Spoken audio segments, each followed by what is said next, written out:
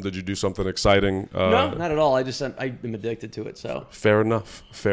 Speaking of addictions and drugs and stuff, so no weed, huh? No. That's fascinating. It makes me paranoid as shit. Last time I had an edible, although to be fair, I guess I had like double what I was supposed to have, and I didn't realize it. I was supposed to only take half a gummy or something. But it was from the bouncer at Green Mill, and I forgot that he said to only take half, and so I took it and then started freaking out, and like time was going by so slowly, and I thought I was going to jump out the window. It really was like reefer madness. Really? So then he goes, I messaged him being like, how long does this last? And he's like, would you take half or a whole? And I'm like, a whole. And I don't normally smoke weed or anything like that too, so... Yeah, after that, I'm just like, I don't think I can do this anymore. And I've tried a handful of times. It's weird how weed is similar to like lobster and crab to me, where everyone says it's great, and I've tried it probably a dozen times, and just I don't like lobster, don't like crab. Well, man, weed. You like what you like. But everyone says how great something is, so you keep trying and being like, what am I missing here? But no, I get you. But you do like mushrooms and acid? It's the best. Okay, so I've never done acid. I have done mushrooms. Yeah. What is it, like a party thing for you, a spiritual thing? No, I always do it when I go to Lake Michigan, whether it's with people or not, but going by myself when I go to Lake Michigan, especially taking acid, it's just the way the sun and the water feel is like exponentially better. I don't have hallucinations or anything. Other people do. Yeah. So I just feel good. When was the first time you did a hallucinogen? 33. And I'm 38 now. So okay. like, yeah. I used to do a bit about it, how I was like the one kid that Dare worked on, where there's like I waited that long to do drugs because I thought like something bad was going to happen or whatever. But no, dude, it's mushrooms is more reflective, whereas acid, I'm just like, oh, I just feel great. Yeah. And if I do have like any bad thoughts, it's like I can let them go rather than like ruminating on them. And then I'm just like, oh, the sun feels good, the water feels good, and it's just whatever. You should try. I mean, try acid. Yeah, it's the best. I'm a little nervous about it. I'm a little nervous with fucking with my head in that way. I know, yeah. The mushrooms I do. I love mushrooms. I like doing it like at least once a year to reset. Yeah. And it's pretty similar. Yeah. Is it? Overall, yeah. I hear acid is something you have a little more control over. Like mushrooms just is, and you have to kind of go down the road. Yeah. And acid you have a little more, I guess, not awareness, but... Like you're saying, like control. Like if you're having a bad thought, you can be like, yeah, let it go. Yes, right. I'm very much more relaxed and stuff like that. And like I'll know when it's hitting. I forgot. Did you go to that house party show that Brand? Yeah, I was gonna say we all were there, right? Yeah. So I was on acid during that, and when I know it's hitting is we were playing beer pong or whatever, and then I know it's hitting when like the ping pong ball would go by me and I just watch it rather than reacting. And I'm like, oh yeah, this is great. Like you just are kind of. You're like, nothing phases you, nothing moves you, so it's just like, and I'm just happy you get giggly, like, there's nothing that can bring you down, it feels like, except when you come down from it, and then you're like, oh shit, I'm back to... Normal? Yeah. Are you like a happy person normally? Now, for sure, but I used to not be. So, like, I just did a podcast with Claire Sullivan, I don't know if she's going to release it or not, but it was called Trickle Down Therapy, about going to see a therapist, and... stuff like that. So I take like medication, see a therapist, all those things. But like, it used to be bad. If you talk to anyone who knew me in 2012, it's a very different Joe 10 years ago than now. I need to hear about 2012 Joe. Were you doing comedy at the time? Oh yeah. But I quit for about a year and a half because I was doing all these shows. There's this like, I don't really care. I can say who they are. Funny business agency. They send you on dog shit shows. You're like performing in the back of bowling alleys. Shitty, like whatever, like really small towns where you feel like uncomfortable, like... So I was doing those shows, and I would come back, and my buddy said this to me. He's like, dude, you've kind of become a hack, like, from doing... Because I would do jokes I like, and then they wouldn't like them, and then I'd do some joke about hand jobs, and they'd be, like, all about it. Yeah. So I'd have to go back to jokes I was doing when I, like, first was starting stand-up to survive these rooms, and it just started to be like, what am I... Like, this isn't fun. If I'm going to be miserable, I might as well make more money than doing stand-up in shitty rooms, and, like... Also, I was technically working clean, but it was like my definition of clean I didn't understand at the time, where it's like, I'm not talking about sex and I'm not cursing, but it's like an abortion or a 9/11 joke. Right, just because you're not... subject matter. Right. It's like, what? That didn't involve sex or cursing. And they're like, yeah, but okay. So it was just like, I was just starting to like really hate stand-up. And then on top of which, it was like every weekend. So I was missing weddings and birthdays. And I was like, what is the point of this if I'm miserable? Like to the point that my friends who I would hang out with, they would stop texting me when I finally had a weekend free. I'm like, anything going on? They're like, well, this. And I'm like, why didn't I get invited? And they're like, because we just assumed you were out of town. So just for a year and a half, I quit. I was just like really, it was starting to wear on me. And then also I wasn't like seeing a therapist, really on any medication. So it was like, it just reached this boiling point of like something needs to change. So. Were you doing it like that was your job with stand up? That's so what ooh, okay. I get excited for this. I like backstories. I love a good origin story. So are you from Chicago? No, I grew up in Houston.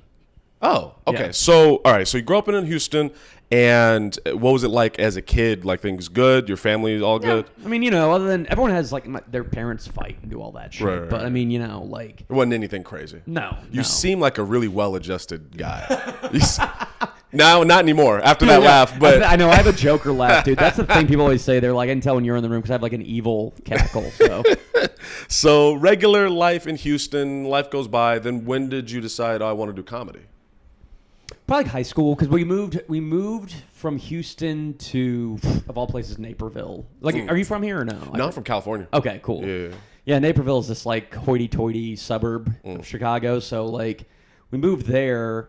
And when you were in high school, yeah. Okay. So then my folks took me to Second City, and I liked it, and so I started taking improv classes and all that. And then I didn't start getting into stand up till maybe my freshman year of college. I'd do it once a week, and then my super senior year or whatever, I lived in Milwaukee for a year after I graduated and did stand up like once or twice a week. And it wasn't until Chicago when I started getting into it really big. But like in high school, I kind of was like, oh, I like this a lot, just doing improv or doing comedy stuff. So you kind of had not a goal, but a focus. Yeah, I've always loved it. Yeah, right. When did you start doing it? I started doing improv in high school. I did that for 10 years, and then I started doing stand up off and on. I hate saying it too. That whole no, I know, but it's like it's part of it. But I started doing that when I was 18.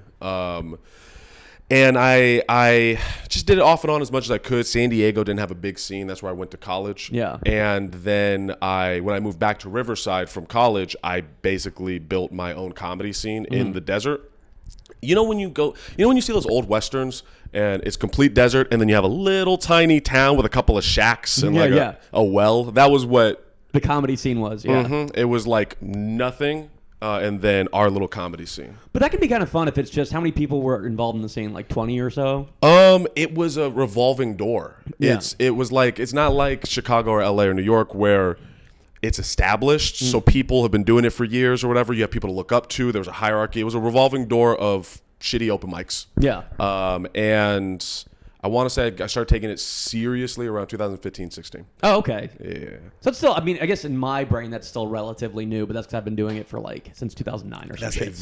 That's very long time. Yeah, I know. You must really love this shit. Well, now I do. I think especially after the pandemic too, when it got taken away, I was like, oh, I didn't realize how much I loved it till it was gone. Now, like, I never think of it as a chore. Like, there would be times where even doing a show at Laugh Factory, which is like as good as it gets on a Saturday, where I would feel like I'm going into work, where like, I'm tired, I wish I had a weekend free or whatever. And now, like, I'll never take for granted another show. It doesn't matter what level it's at. Even if there's two people at it, whatever, it's like, oh, at least as long as I get to perform and tell jokes I like, I don't really give a shit. So yeah, the pandemic really put things into perspective. It's funny, no, because some people said they're like, I wonder who's going to quit because of it. And I'm like, kind of surprised that people would quit. I guess maybe if you really didn't care about it and you're like, oh, okay, I'm realizing that now. But man, I got more intense about it for sure. Same. I got lucky-ish. Right before the pandemic, I was doing street stand-up. I didn't know that was. Where's that at? No, I mean, I went on the street and I would just talk. I would just do stand. Taste of Chicago? Well, this is back in Riverside. Okay, gotcha. And it was a little before the pandemic. I played bass, so during college I would go busking, play music on the streets for money or whatever. So I kind of knew how to set it up, and I wasn't getting enough stage time in the way I wanted. So I was like, I'm gonna just talk. And when quarantine happened and things opened up a little bit, I was the only person in the area who had the skill and ability to do this. So wait, when did you come to Chicago? Last year. Oh, no okay. I'm really new, man. I thought you'd been here for a bit for some reason. Okay. No, I actually remember my first time meeting you. I'm sure you don't remember, but it was at Three Dead Moose. Yeah, I'm sure. That's where I meet everybody. That's the spot for you. And I remember feeling at the time pretty cocky. I remember, this whole thing's been a journey for me. I've gone through a lot recently, but I remember feeling really cocky, and it was early on, and then I bombed. I remember not doing well, and I didn't know how to I don't know, match the energy of Chicago. You've been to other places and performed. You know how different places have different energy? Different vibes, yeah. I didn't know how to click into it at the time, and I remember feeling really embarrassed and thought that you hated me. I know that makes no sense. I know it's purely internal. Like No, I mean everyone always thinks I'm past this point, but I do remember when I was doing mics and thinking, because that's why every time at that mic I always say, like, if this goes well, that's kind of weird. You know what I mean? To let comics know, like, there's no stakes here. No one's gonna remember. No one's gonna care how you did. You will think that you did the worst, and everyone hates you, and no one thinks you're funny, and all those thoughts that'll come through your head. But you're the only one thinking that. Yeah. And while someone else is on stage, you're not thinking about them. I mean, you know, you're either mad. That's why I always say the first half of an open mic is people bombing because everyone's focused on what they want to say when they go up. And the second half is people bombing because people aren't paying attention because they're mad about how they did. Yeah. And that's basically it. And if you do well, great. But if you watch an open mic out of 40 people, how many do well? Not many. Maybe 4, if that. So it's like, I always try and let folks know, like, it's not that big. I mean, just bomb and it's okay. Yeah, I'm learning a lot about, like, letting go. Yeah. And the mushroom thing, man, that has helped me a lot. Yeah. But no one remembers you. That's the biggest unless you're, like, truly insane. Yeah.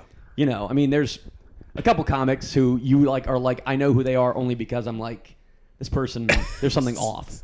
But is mentally ill. Yeah. But otherwise, it's like, yeah, we're all just trying it out. I mean, I bomb most of the time hosting up top, but it's like we're all just trying stuff out. We're all throwing. I mean, we're all in the same room and doing the same shit, so it's totally fine to. I don't know. I mean, it's also easier for me having. It took me forever to get into that place, but because I remember I used to do mics where, yeah, I would be like so upset the rest of the week because I bombed. And now it's like, you know, obviously it doesn't matter. But do you make a living off of stand-up now? Is that how you're surviving? That mixed with acting, and then I do dog sitting and sports writing. It's all like I basically piece. Right, you piece your life together. Yeah. Okay. So like I just like a month ago I did some like training video for United Airlines, and I got paid like $500 for that. Okay. You know what I mean? It's like weird. I'm dog sitting this weekend. I'm gonna pay $200 for that. Like it's weird. And then Wills pays me, so then it's like this weird, you know, random either out of town gigs, Laugh Factory. And I'm barely scraping. But I prefer it now to what it was when I was doing these shitty shows. And it was like, I'm not getting better at stand-up. I'm getting worse. And I'm not doing what I like because I'm just trying to make these idiots laugh. Who I don't want this as my audience anyway. So what am I doing? Like, you know you're miserable if you do well and you still feel like shit because you're like, that isn't what I wanted to talk about on stage. Do you... How many years have you been doing this shit? 2009, so that's... I think 2009, 2010... Okay. Like yeah, like full, like regularly. Anyway. Right. So then, when you were making money that way, you were making more money than you are now, at the like. No, because acting money is like really what's sustaining me overall. Like I mean, it's crazy. Once you're part of the Screen Actors Guild union, the shit they pay you for. I get paid $40 to take a COVID test.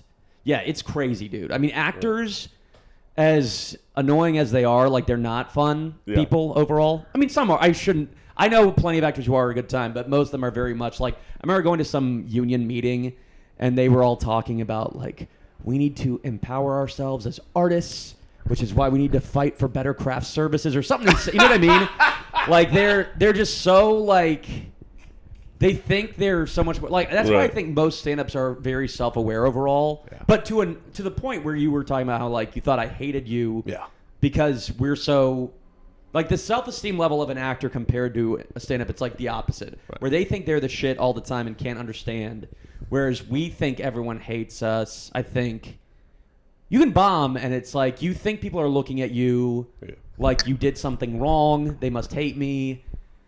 You know, and like you take that in. So it's like whatever that's why I think there's a reason why actors unionized and stand-ups didn't is because that there's some level of self-esteem I think that I think is very what value you're bringing to the artistic world. Actors think they're like the shit and they're, you know. Yeah, it's funny I want to clarify that's in generalizations. My friends who are actors who are good folks, not you, you know. I'm sure they won't listen to this. I kind of like that. I've recently learned how to enjoy the process of this. Like when you talk about making a living off of this, or the way you're, God damn, like when you talk about, I guess the career stuff of this comedy thing.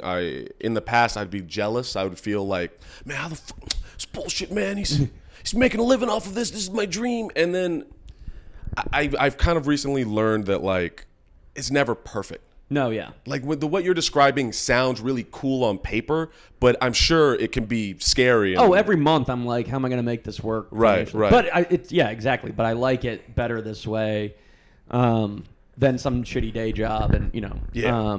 But also, hang on, what was it that you were just saying something that it's like, oh fuck, when you were just talking about that, like, the whole jealousy. I used to have not even jealousy, but just. I would get angry at the shows I was doing back in the day, the ones where the headliner would be this huge hack and would just like, make fun of commercials and make fun of like men and women are different shit and all that stuff. Black people and white people. Yeah. Yeah. And so it would just make me angry because I'm like, they're killing with this. Why am I doing stand-up? If this is what works. And I've learned to let that go. That's the other thing is like now I'm not concerned if I'm the best on the show. All that shit. It's like as long as I enjoy my jokes, I don't really give a shit about anything else. If I'm having fun telling the jokes I'm telling, and the audience then comes along when they realize you're having a good time. But it took me forever to get also comfortable with the point of like, because obviously I like telling dark jokes, so it took me a while to be like, especially after those kind of things, if you bomb, you feel like they hate you. So I think I've just like gotten more comfortable with just like I like my jokes, and if they work enough times, then I know it's not my fault if they bomb. If it's like if they work 90% of the time and the audience doesn't like them, I can't control how they're gonna feel. And I understand if people don't like dark jokes, I can't do anything for them. Right. So there's that's okay. They can hate my jokes and that's fine. It's not for everyone and that's okay. It sounds like would you say you found your voice? And obviously every art form you continue to evolve and stuff, but it sounds like you've been doing long enough to confidently be like, yeah, I know who I am. No, yeah. It's so much more fun now because of that. Because I'm not trying to impress the audience and I'm not trying to do what they want. It's more I'm going to do what I want and you can come along or not. The actor thing, this is I think what I was going to try to say before, and that is that I think a good actor kind of has to be a blank slate. They almost don't I don't know, you're an actor, so please tell me what you think of this, but that knowing yourself too well almost is a hindrance. And with stand-up, knowing yourself as much as possible, like being a fully formed person is the most interesting thing in stand-up. Am I making sense? I feel like it's rambling. I mean, I don't know. The acting thing, I think you always take your personal experiences into whatever character you're doing and trying to figure out how it relates to them. But with stand-up, yeah, I mean, the more you know yourself, the better, for sure. Like, I mean, the more confident you are in who you are, which is why, like, it's weird that, like, with age, I'm like, man, I'm glad I didn't hit it big earlier. Not that, I mean, I'm not hitting it big now either, but I'm just saying, like, I can't imagine if I was 25 and had all the kind of, like, the thoughts of, like, self-loathing and jealousy and all that, and because I've been able to, like, go through comedy without a microscope on me or, like, without being at a level of how do I get this TV show or how do I, you know what I mean? Like, all those extra pressures, I'm like, I'm sure I would have burned out. And because, I mean, I quit for a year and a half because I did burn out on like such a smaller scale. Right. So it's like, I don't know. I've gotten to the point now that I just enjoy stand-up, and it doesn't mean I'm not going to work hard at it and try and make a career on a bigger scale out of it, but I enjoy it, so it doesn't really matter what goes down. Like I even if I got some kind of big HBO special or something, I still would want to host Will's because I enjoy it. You know what I mean? Like, it's about the fun of it. And whatever success comes with it is great. And I'm going to keep working at that. But I'm not going to be like bummed out if I don't get something or mad that someone else got something. But that's only because I'm older. I mean, I'm 38. So like it's a little bit easier for me to have that perspective. It took me forever to get that. That was something I was thinking as you were talking and as you continue to talk. You feel like someone who has gone through a process. I can't picture you like this at 18. No. No, dude. I remember, like, even when I first moved to Chicago, I think I was 23 or 24, and Cameron Esposito was here at the time. Who's that? She, like, headlines a lot. She's had, like, some shows on whatever that NBC app was. It didn't really... Oh, Quibi? Yeah. No, there's something else that...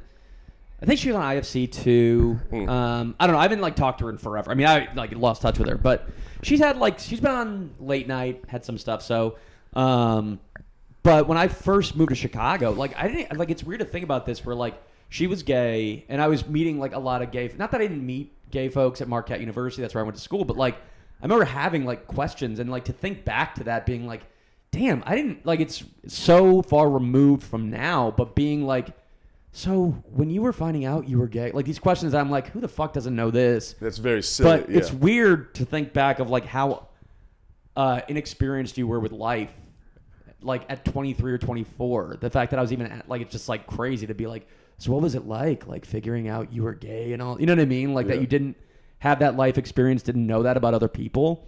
It's just bizarre. Like it's funny how when you're 23, you feel like you're and you are a legal adult, but it's like I find myself so much happier in my 30s. I'm 31 now because I am now relearning how to be like it's like I had to unlearn everything I learned up until now, if that makes sense.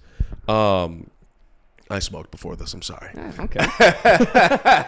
Well, no, but I mean, it's like, you know, I think the older you get, I mean, some people can get bitter, so I guess it depends on the person, I suppose. Right. You know, like there are some comics I know who, like, with their age, probably think they should have gotten something, and they're mad that someone else got it. But like, you can go either which way with it. Mm-hmm. But yeah, I mean, as long as you're enjoying doing stand-up, I don't think there's anything that defines success other than just like as long as you're happy. Right. It doesn't really.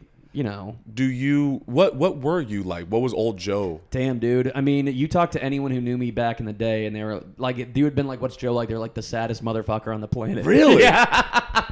just Eeyore. Oh, dude, yes. I mean, I'm surprised people stayed friends with me through that time because I was just truly like a sad mess. And like, how old were you? I mean, honestly, from when I first moved to Chicago, so that was like 24 to about 28, 29. It was like a 5-year stretch of like just bad. And I'd always had this kind of like depression stuff, but like that's when it was just. And insomnia comes with it, and then like, you know, not being able to sleep till like noon the next, like not being able to fall asleep till daytime the next day or whatever. Right. Like shit that just fucks you up, and then it fucks your life up. You can't keep a job, like, you know, it just like screws everything up. And I'm, you know. Yeah, I mean, I just couldn't be happy about anything. It just, I don't know, it just was miserable. Like, you know, I hate talking about like mental health stuff only because I think it's so overdone with stand-ups, and hopefully it's helpful for people if they hear it. But like, I do think one thing that helped me is not identifying with depression, which I think a lot of comics do, and that's why I have like an entire bit about it where I'm like, don't make this your identity. It's not something to be proud of that you have depression or all these other things. I think the stereotype of the sad clown. Yeah, the struggling artist. And that's why I have a whole bit about like, you know, because it's like plenty of people die from overdoses. They're just not famous. Right. Like there are plenty of plumbers who died in the opioid epidemic. Like it's not just you fuck, you know. And I think when you identify with it, it makes it then stick longer. Like, I mean, I'll say this one thing that I said in Claire's podcast, because I always hate being a bummer talking about this stuff. But I used to like sit in my car after I bombed or just after a life, something small even.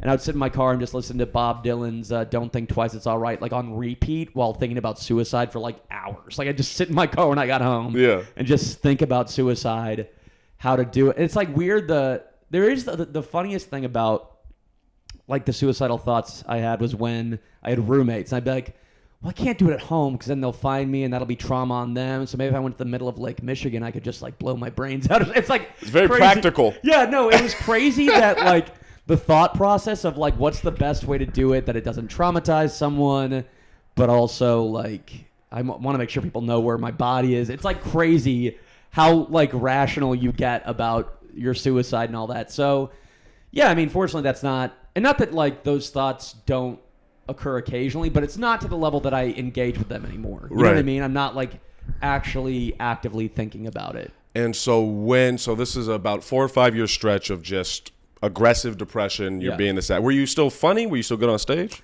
I mean, my comedy just went downhill over the course of those 5 or so years, to the point that like when I was trying to impress all these like idiots in these small towns and just not understanding, because this headliner would crush with like, I mean, this one headliner, he did, I won't say who it was. I mean, not that he's famous and not that he has any control, but maybe just not to, I guess I'm shit talking anyway and he would know who he is. But he did he did Ace Ventura as an impression. I'm like, that's not an impression. That's a character someone else made up. But it would crush, you know. And then he did Jack Nicholson, which I didn't even know the last time that was relevant, doing a Jack Nicholson impression. And then he did, his closer was, now I'm going to do Chris Farley. But do you want regular Chris Farley or Chris Farley to the max, as if the audience is kind of like, give us regular. Right. So he did Matt Foley, and he's like, I'm Matt Foley, and I live. And he put like a pillow in his shirt. And I live, and then he like held the microphone out to the crowd so they could say, in a van down by the river. And I'm like, this is destroying. And he's not even doing original stuff. Like, what is the point of trying at this? Right. Yeah. So that amplified all the depression stuff where it's like, well, if I'm going to be miserable, I might as well at least try and do a job that I can make money at. Right. As opposed to these weekend gigs, like just, and you know, it's just like, you're in these towns where you're like, I'm pretty sure no one in the audience here is like me. Like, there's not a single person that I think relates to me. And then, but when you're trying to perform to them, you're like, okay, I'm adjusting, as opposed to being yourself, and that makes it even more miserable. So, right. Yeah. Yeah. But that's part of the reason the depression like amped up. When the thing you're passionate about, you lose it. So that makes a lot of sense. When I picture the places you're talking about, I've only so far ventured out to Indiana and Wisconsin. Those are the spots. Okay. And Go ahead. Rural Illinois too. Jesus Christ. Yeah. I've never seen anything. It's wild. Yeah. It's really it makes sense why Trump won. No, dude. I mean, it's I always think like it's not South versus North. It's city versus rural. Like Yeah. you go to rural Pennsylvania, rural Ohio, it is no difference to Alabama or you know what I mean. It's like all. And it's did you have a lot of friends growing up? You seem okay. It's weird because like as a kid up until I was 10, and then that's when like all the mental health stuff started popping up. I was like overall, like my grandparents when they would come to visit, they called me mayor because all the kids would come to my house and I decided what we did for the day. Where it was like either playing baseball or football or whatever. Right. But it wasn't until like middle school when my folks sent me to a private school because they didn't want me going to a public school in Houston or whatever. But then I didn't get along with those kids and I got into fights and all that shit. So I cannot imagine you in a fight. I know. I really can't picture that shit. I mean, middle school Joe also wasn't crushing it at fights. So, but they were private school kids, so it was a little bit easier. Right. Yeah. Everyone would take off their bow ties. Yeah. There were uniforms. I hated every second of it because I'd at least leave my friends who I knew. And I mean, Texas, like, it's the public schools. Obviously, the further you go up in inner city, the more I guess dangerous it can get or whatever. Yeah. I didn't understand that, so I was pissed at my parents for sending me to like a private school. In retrospect, I'd imagine you get where they're coming from. Yeah, I understood it. But then like when it was our final year in Houston, I'm like, well, I'm going back to public school. And then I kind of got it when I saw the fights that were happening. Like there's one kid who got hospitalized because he got the shit kicked out of him with locks and stuff like that. And there's like put in socks and they beat him. Like no, the kids would put them around their knuckles and would, Jesus Christ! I forgot you're old. I know, yeah. That like you came up in like the 80s, right? You were doing Goonies shit. No, 90s, but yeah, no, I mean, yeah. God damn. No, dude, it was weird because also like I never felt scared at that school though, because I got along with everyone just fine, so it wasn't a problem. But like if someone was fucking with me, I knew better than to react to it for sure. And so then I think that helped. Yeah. That if you don't react to any kind of bullying or whatever, you were like, okay. And then it was like kind of there was a little bit of respect for not either getting antagonized. Like if you just kind of like went along with it and then it was fine and then you were just the emphasis on friends and community is key to me from what it sounds like. Like when going to those rural places and performing for people that just aren't like you. Yeah. I resonate with that, not only with the performance stuff, but just with existing. That was a big part of why I moved away. It was, I haven't said much about myself, huh? Yeah. Yeah. Hey, a little bit about me. But you're high? Yeah. You don't want to get too deep. Yeah, man. No. This podcast has been really intense, actually. Like I've had people cry on it multiple times. Oh, fuck, really? Yeah. Jesus. Talk to people about dead relatives and like a lot of trauma, which has been, I don't know. I find that stuff interesting. Yeah. You don't have to do all that. You don't need to cry. But no, I grew up around like just all white people, and it was fucking terrible. Yeah. It was really awful. And now that I've moved out here, and I'm developing friendships. Like I've specifically gone out of my way to find black people. Yeah. That I can hang out with. There's something about like, connecting. I don't know. I don't Well, if you don't have a shared experience with people, then it's just weird. Right. You know? So it's like, and that's kind of what it's like, you know, when we were talking about performing for those folks, there's no shared experience with those rural folks. So, like, yeah, I mean, fortunately, when I grew up in Houston, because I grew up in the city, like, I remember my uncle came from Boston. And he was like, oh, wow, Joe has friends of, like, all these different races, because it's like Houston's a very diverse city. So it was like... Yeah, Boston's racist as fuck from what I hear. Yeah. I think I remember joking later on, being like, yeah, you probably like... You guys throw rocks at people for being a different race or something, like, you know what I mean? Yeah. Which is so weird that those northern cities that are like, they vote blue, but it's also like racist. It's weird, like Cleveland. I mean, here too, obviously, but like, it is strange where it's like, we'll vote blue, but then also it's just like this weird... It's that Randy... Have you ever heard that Randy Newman song, Rednecks? He basically talks about the North's, like, hypocrisy on racism, where it's like, yeah, black folks are... I mean, he says different words, but he says black folks are free to be put in their cage in Roxbury, Massachusetts. They're free to be put in their cage in Harlem, in New York. They're free to be put in their cage in the West and the South side of Chicago. And he's just basically talking about how the North just did legal segregation. You know how Chicago is with the highways and all that shit. Like, yeah. Wait, what about the highways? They were designed specifically to cut black folks off from the city. That's why on the outside, Bronzeville's over on that side of the highway or whatever. Like, and there's no public goddamn transit down there? Yeah. Fuck. Okay. That makes sense. Yeah, it's really... That was a little surprising. Like, coming from a place that was...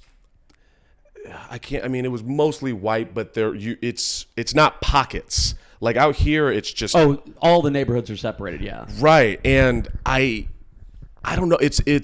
I kind of like that. Then everyone has to go. I don't know, that's going to sound strange, but like it preserves people's cultures. Yeah. Mm-hmm. Right. And, you know, if you want to, you can take a train to somewhere. You can go to other places. I don't know. It's funny. You're talking to me in a very interesting transitional point in my life. I don't know if you're picking up on that at all. Sure. But I mean... I don't know. When you were 31, what was it? Where was your head at? I had just met. I've been dating a girl for a year, which I'd always never been in a long-term thing ever really. So I just met this girl while I had quit stand-up. So she didn't know that I was going to get back into it, nor did I know that either. You know. So our life was very, you know, without stand-up normal. And then, of course, once you start doing it, if you're dating someone, they get pissed off or whatever. They're mad dudes. They go to an open mic or do a show or whatever the thing is. So, that was when I first got back into stand-up and was like, yeah, man, whatever it becomes. I think that's kind of like, after you quit for a year and a half, you're like, well, I've already lived without it.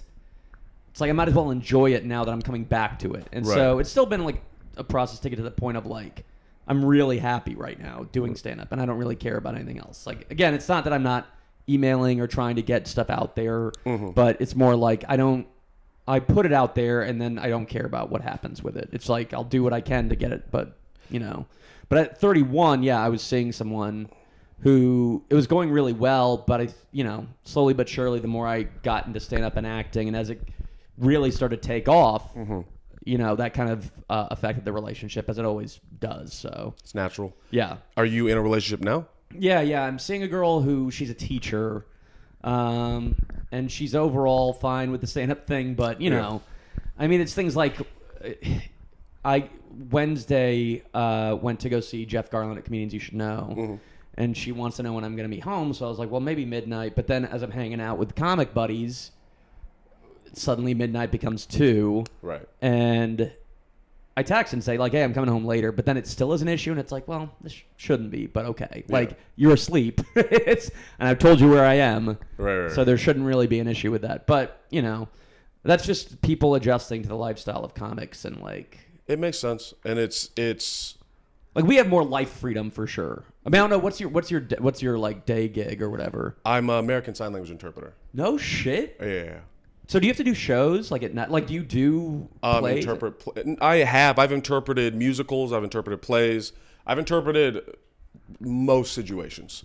I've interpreted. Oh, that's right. I remember you having a bit about it too. I'm bringing it back. I'm working on it. Okay. Yeah. When I moved out here, I wanted to get away from it for a little bit, so I was a substitute teacher for the first year here. Did not get paid enough for that. And I was like, I need to make a living. So I needed to go back to interpreting. I just took my one of the certification tests for Illinois specifically, so I'm waiting for the results of that. But yeah, it is positives and negatives. Yeah. The positives are right now I'm working from home. I interpret for this girl in another state. She's like an 8th grader, and I just interpret and sit here all day. Yeah.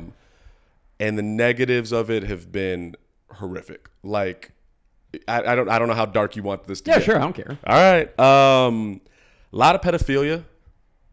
Wait, in the deaf community? Uh-huh. You mean explain why? I'll explain why. So, let me explain.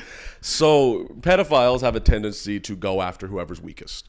And there's nobody weaker than someone who can't communicate with Yeah. anybody. Oh, wow, dude. Yeah. Most parents, most of the time it's hearing parents having deaf children. Those parents don't learn sign language. So the kid will usually either not have a language or they'll send them to a deaf school. All these kids, when girls get molested, generally speaking, they become more nurturing. But when it happens to boys, they usually become more aggressive. And then they'll end up doing it to somebody else. Yeah. So it becomes very cyclical. So I've had to interpret for a lot of pedophiles. Jesus. I've seen some really like. Wait, interpret for the pedophile? I remember I interpreted for a guy who was convicted for. I need to be code of conduct, Right. privacy stuff. He was convicted for molesting his daughter, and he had just gotten out. He was with his PO and his family. Family didn't sign, PO didn't sign, so I'm there interpreting. And it was weird because the whole time, I don't even know where to begin with this. Do you know any deaf people? Have you ever interacted with any deaf people? Oddly, I did a play in college called Quid Pro Quo by this guy, Garrett Zerker, and he's a deaf playwright. So I had to learn some sign language for it. I did, like, I'll tell you later, but yeah, he basically taught us some sign language, and then we had to communicate.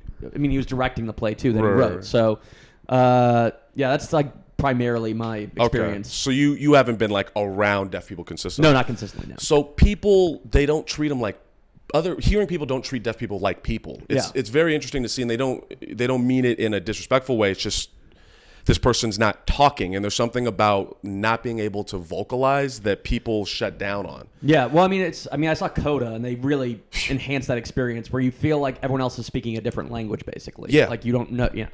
And so these people are having conversations about this guy, and he's just trying to convince me that he's innocent the whole time. He's talking about, he was breaking down what had happened from his perspective. I don't believe him. Yeah. But that was really dark. I saw.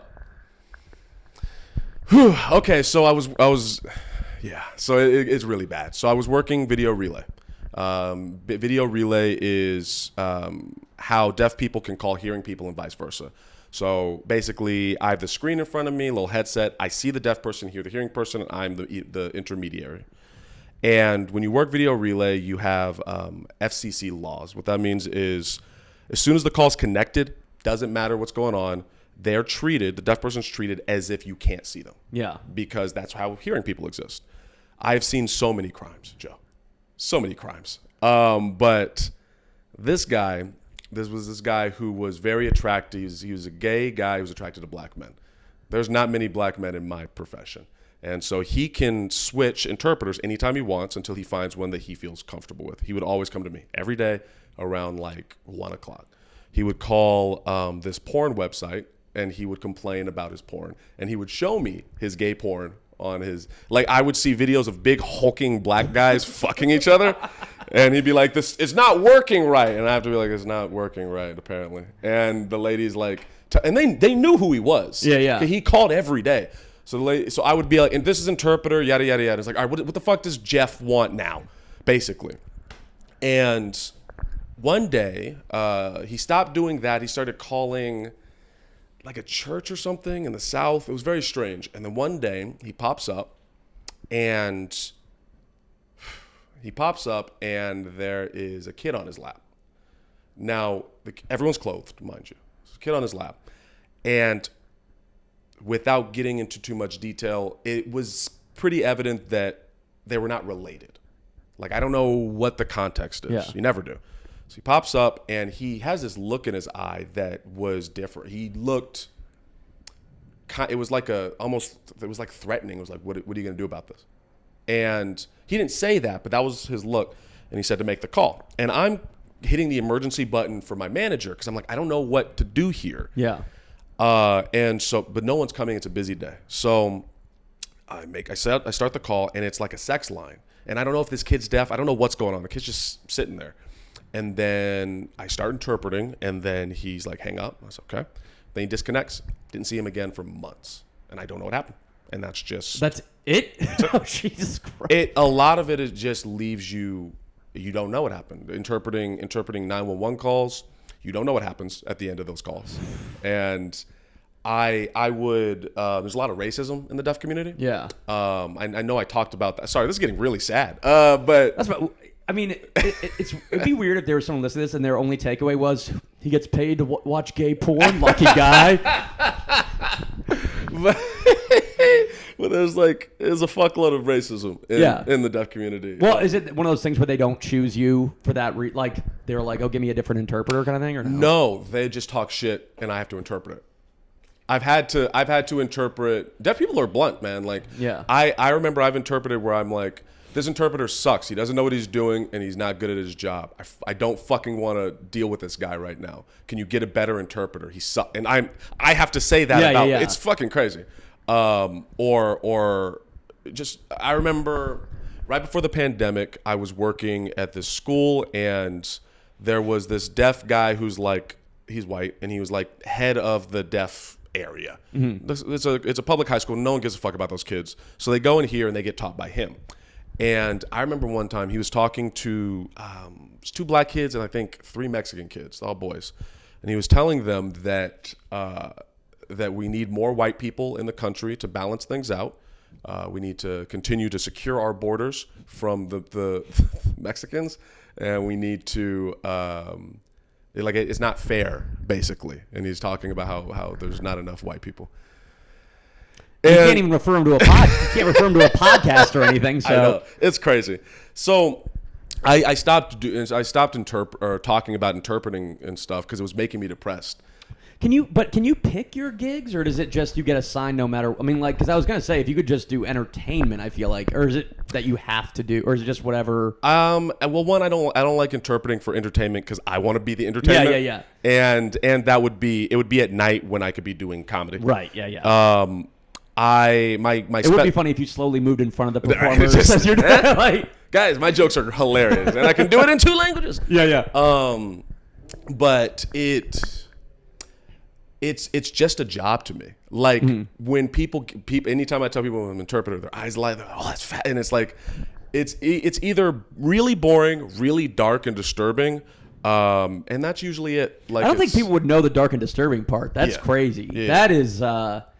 I don't think you'd get into interpreting sign language and think you'd be dealing with pedophiles on the regular. I did not expect it. Yeah. I'm glad I did it because now I have a job and, I learned a tangible skill, which going to college, I was like, I'm not learning anything. So like having a tangible skill is cool and it gives me good material. I'll work on it. But like I've been processing a lot of trauma from the past. Of course. I'm learning about. So. Yeah.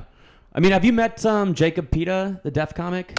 Yes. Okay. Yeah, we've had conversations. Yeah. Yes. I like him a lot. He's a very, very sweet guy. Yeah. Very nice. Like I don't want to make it sound like all the deaf people are just raping in the streets or whatever. Yeah. But no, he's very nice. I like him.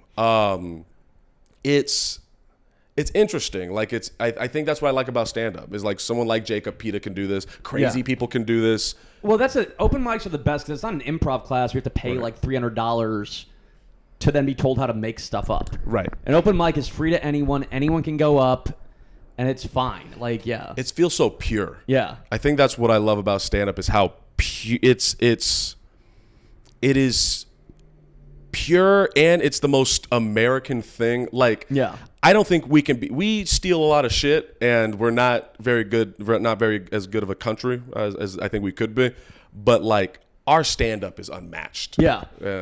Dude, it's kind of funny actually. Jacob, we had a fun moment at Will's because he always likes to go up towards the end, which I'm always surprised, but he just prefers to. Yeah. I don't know if there's a specific reason for that, but like he was going up, and it was the last 2 weeks have sucked ass at Will's. So because sometimes there's audience, so it's like it just depends. But man, when it's rough, I'm just like, God damn it, what can I do to make this better? Because as a host, you feel like it's your job to make it better, and you know, sometimes it's an open mic. But he goes up towards the end, and he's about a minute and a half into his set, and he's like, God, this sucks. I'm just sitting, I'm like, no, just finish your set, you know? Because whenever someone, I forget who else, there are a couple people who've been like in the middle of their set being like, I'm gonna quit. And I'm like, I'll just finish it. It's fine.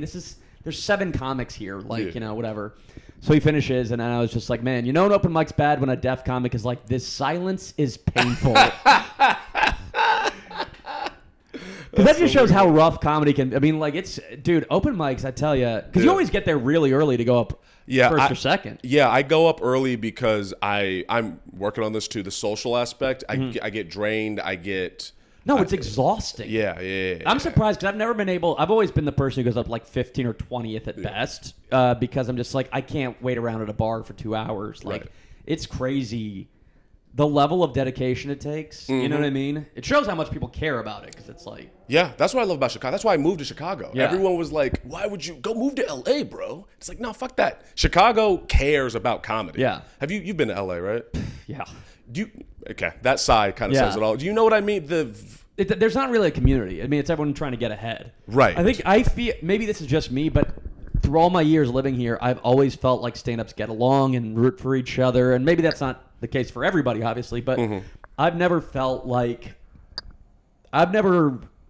been mad at someone for getting something, nor have I felt like someone's pissed at me for having something. You know what I mean?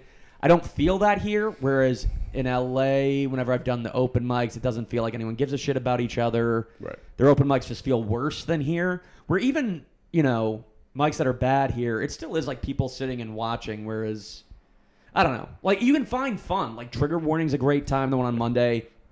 You know, I haven't been to Shuba's in a while, but I remember that was really fun back in the day anyway. I don't know what it's like now, but, I mean, you can find mics where it's just comics are hanging out with each other, and they're talking to each other, actually. And I've heard that New York really had a cold culture until a lot of Chicago comics moved in, and people have said, like, oh, comics didn't really hang with each other until we saw you guys all being friends. Now, how much of that is Chicago comics saying that about themselves? But I don't know. But there's something special to me about Chicago comedy. Yeah, and I'm still friends with so many comics who moved to New York and LA. Right. So it's like there is something that you bond here, and I think places like Lincoln Lodge do a great job of like having a place where you can hang out. And even if you're not on a show, it's like, you know. Was there a when I've talked to comics who have been here a while in this scene, they talk about this shift of pre versus post pandemic or quarantine scene. Like, what was it like pre-quarantine? I don't know if that was as huge a difference as back when I was coming up, where it'd be like there was one open mic a night, one show a night. So we really were a community at that point. Like there's only one independent show. Zany's was the only thing around at the time. Oh, no, Laugh Factory? Yeah, no, Laugh Factory did come about eventually. I forget when it came about, but at the time I was like first being around. It was like Tuesday was Chicago Underground Comedy, and that's all you had. Lottie's open mic came around at that time. Thursday was this place called Riot Comedy that Lauren Vino used to run it with Lisa Traeger, and that was like a blast. We would all go. I don't know what mic we would do, but then we'd go to Riot, hang out, drink. Then we'd all go to Oakwood because there was like a show / mic that someone put on afterwards, and we just drink with each other till 4 a.m. And that was like a weekly thing. Right. And everyone got along and loved that whole. And if you were on the show Riot, it was even better because they did a good job producing it. So it was like you got to do a great show. All your friends come. You all hang out and drink. Go to the bar, drink till. I mean, that's the thing I've heard about New York and LA is they don't drink either, or like don't as much as they do here anyway. Yeah, people drink like a lot. I didn't realize that was like a Chicago thing until I've heard other people when they either move away or they come into town being like, "Yeah, y'all like to go." You guys go hard. I mean, because I'm guessing if you have a day job, then like you can't. Like a lot of times, I'll take the comics to Galway Bay or whatever to do karaoke or whoever hangs late. I'm always like, let's just keep the night going. Yeah. But I don't think that happens in New York or LA where it's like. I can't speak on it because I mean I wasn't in the LA scene. I was in Riverside, and I'm working on the social aspect of things. Like I do like going early and then dipping, Yeah. but I need to learn how to. What is hard? I mean, I remember when I first was starting out, and my roommate would even ask me, he's like, man, y'all go out so late.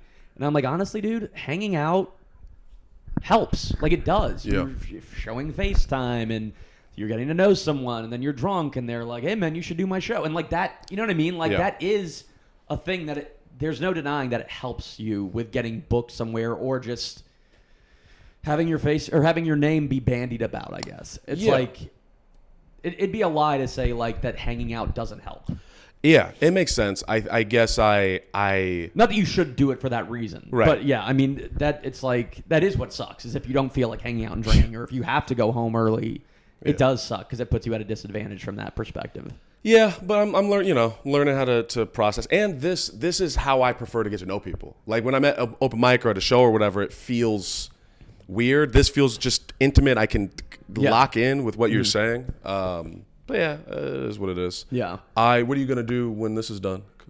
After this? Yeah.